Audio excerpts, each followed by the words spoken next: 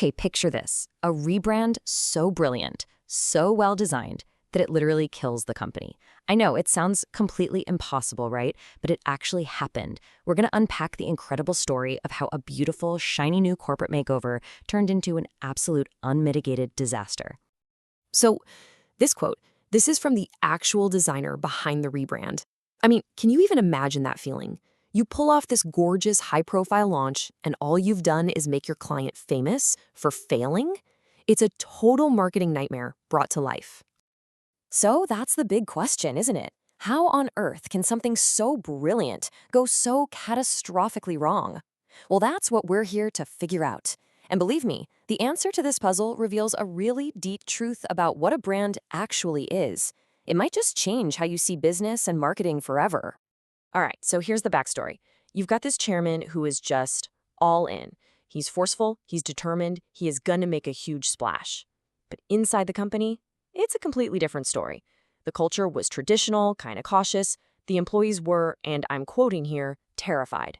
They had their doubts, but nobody really had the guts to stand up to the boss. And yep, you guessed it. He just pushed right ahead, totally ignoring all that internal friction. The launch, a complete and utter disaster. See, the flashy new brand made all these big promises that the terrified, unprepared company culture just couldn't deliver on. The machines weren't ready, products were faulty, it was a total collapse. And this whole mess, it perfectly shows a fatal flaw in the old way of thinking about what a brand even is. Okay, so to really get why that rebrands blew up so spectacularly, we have to look at the old, kind of broken way people used to think about brands. It was a model that was really obsessed with just one single thing: image. And a classic example of this is British Airways back in the 90s. They wanted to shake off the stuffy, old-school reputation and become this truly global airline. So they did something pretty radical. They took the iconic British flag, the Union Jack, right off their tail fins and replaced them with all this diverse folk art from all over the world. Now, the idea itself was pretty cool, right? A flying art gallery to signal that the whole world was their customer. It's a lovely thought. But here's the problem. While they were so focused on this new global image, they totally forgot about the people who were, actually flying with them. Their British customers. They ended up alienating their most loyal and most profitable customer base.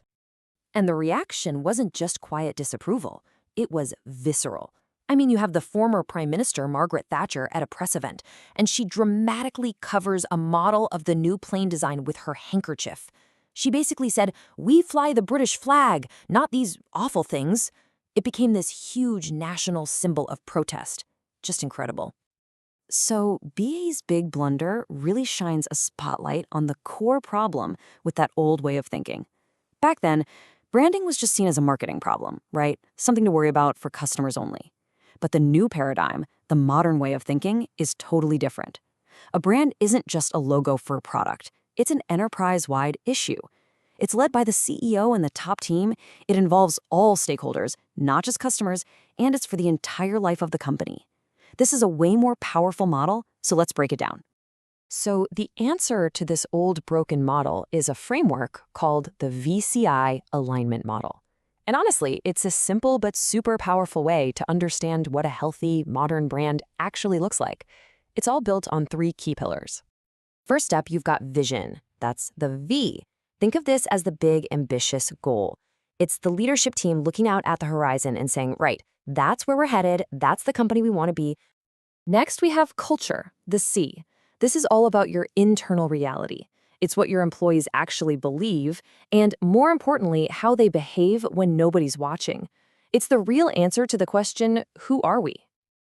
And finally, there's image, the I. This is how the outside world sees you. And here's the key part. It's not just about customers. It's everyone. Investors, the media, potential employees, the public. It's the gut feeling they all get when they hear your company's name. Okay, so here's the big takeaway. A healthy brand is not just about having a great image. That's the old, broken way of thinking.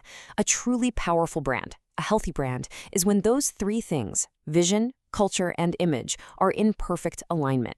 When who you want to be, who you actually are, and who people think you are all line up and tell the exact same story. But what happens when they're not aligned? Well, that's when you get what you could call brand sickness. The VCI model isn't just for building a brand, it's a fantastic tool for diagnosing problems. And it shows us two really common and really dangerous brand dysfunctions. So, on one end of the spectrum, you have what's called narcissism. This is when the company's vision and culture are so strong, so inwardly focused, that they become totally deaf to the outside world, to their image. And on the other end, you've got hyper-adaptation. This is when a company is so obsessed with its image, with chasing every new trend, that it completely loses touch with its own vision and culture.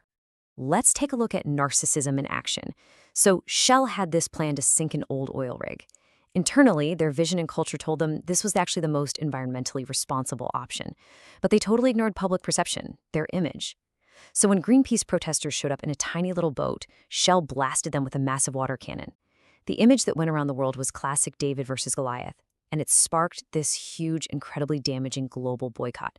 They were just completely deaf to their stakeholders. And on the flip side, hyperadaptation? Do you remember when literally every single cell phone was suddenly a tiny little clamshell? One company had a huge hit with that design, and basically every other company panicked and just mindlessly copied them, throwing their own design ideas out the window. And what was the result?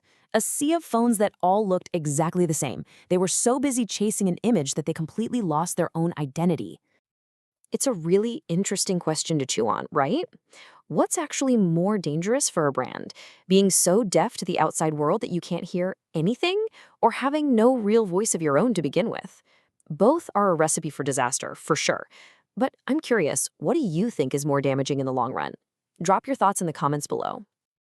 Okay, so if the old image-obsessed model is broken, and the new model is this constant balancing act between vision, culture, and image, where does branding go from here? Well, the answer seems to be something called enterprise branding, and this is really the ultimate evolution of the whole concept. You can really think about this in three big waves. So the first wave was pretty simple. Branding was just a marketing function. The second wave was when it became a concern for the whole company. But this third wave, the enterprise mindset, this is the most powerful one. It's where you stop seeing your brand as a message you just broadcast out and start seeing it as a living, dynamic conversation with everyone connected to your company.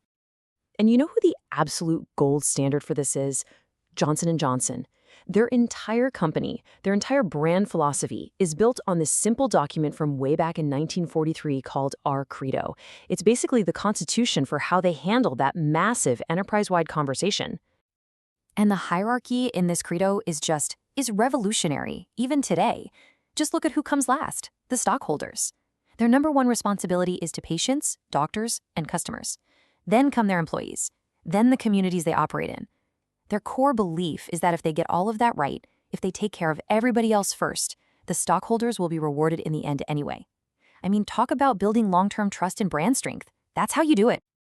And that really brings us to the final crucial takeaway. Your brand isn't what you say it is.